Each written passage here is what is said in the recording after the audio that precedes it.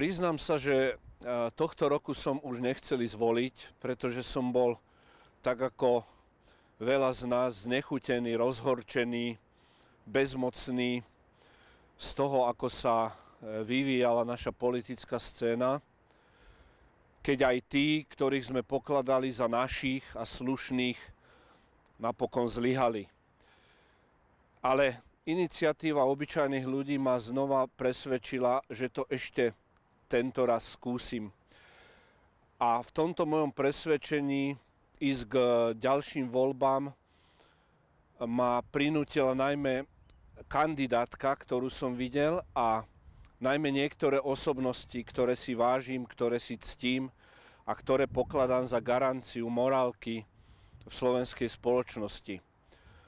Sú to pre mňa najmä už ostrieľaní politici z KDS, môj priateľ František Mikloško, Vladimír Pálko a pán doktor Rakus, ktorí už v minulosti sa osvedčili ako nepodkupné osobnosti, ako ľudia s ridzím charakterom a morálkou, pre ktorých sú vyššie princípy a hodnoty dôležitejšie ako rýchly a pragmatický úspech.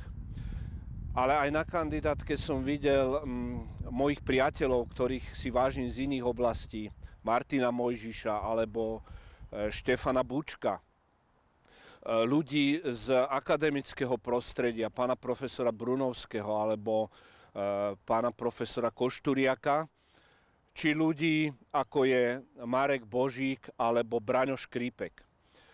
Pre mňa sú tieto osobnosti zárukou, že sa predsa len môžeme znova pokúsiť dostať Slovensko z tohto marazmu, z tohto bahna, v ktorom sa nachádzame, a že môžeme spolu prekonať ťažké roky nielen finančnej, ale aj morálnej krízy.